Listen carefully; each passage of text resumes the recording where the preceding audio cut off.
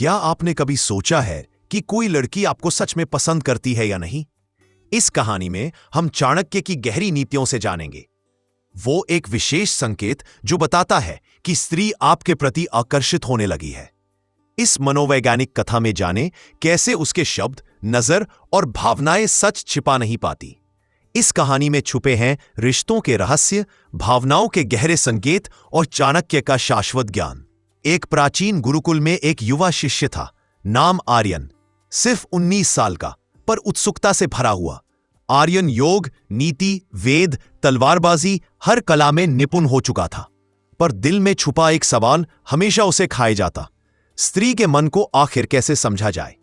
गुरुकुल की नियमावली के अनुसार स्त्रियों से दूर रहना ही श्रेष्ठ था, पर उम्र की कच्चाई में उसके मन में यह जिज्ञासा बढ़ रही थी, स्त्री किस पुरुष की ओर आकर्षित होती है और वह कैसे पहचाने कि कोई स्त्री आपको मान सम्मान से ज्यादा चाहत से देखती है। एक दिन गुरुकुल में एक दिवस आयोजन हुआ। सभी शिष्यों को गांव में जाकर आमंत्रण देने का कार्य सौंपा गया।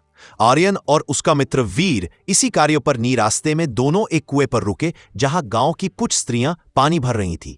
इनमें से एक युवती दिव्या आर्यन की ओर विशेष निगाहों से देखती है।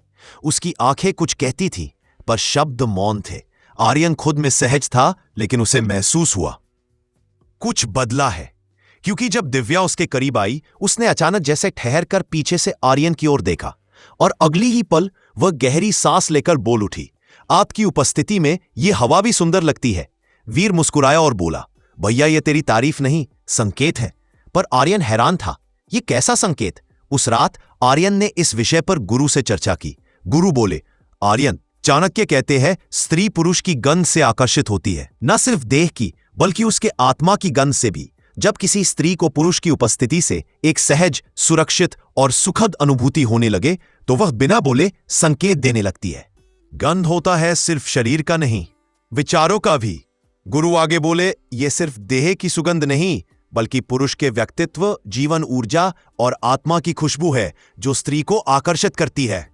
स्त्री सबसे पहले महसूस करती है, बात बाद में होती है। स्पर्श और साथ का निर्णय उससे भी बाद में होता है। और सच यही है, स्त्री पुरुष के वचन और वस्त्र से पहले उसकी उपस्थिति को सूंघती है।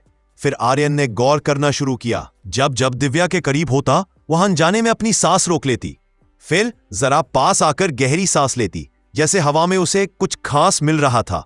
और अगर आप गौर करें, जब किसी स्त्री को आपके पास आने की इच्छा होती है, तो वह आपके पास सहजता से आती है, ठहरकर मुस्कुराती है, बिना बोले वहीं रुकने की इच्छा करती है, आपकी उपस्थिति में शांत हो जाती है। यह सिर्फ पसंद नहीं, एक संकेत है। गुरु का अंतिम उपदेश।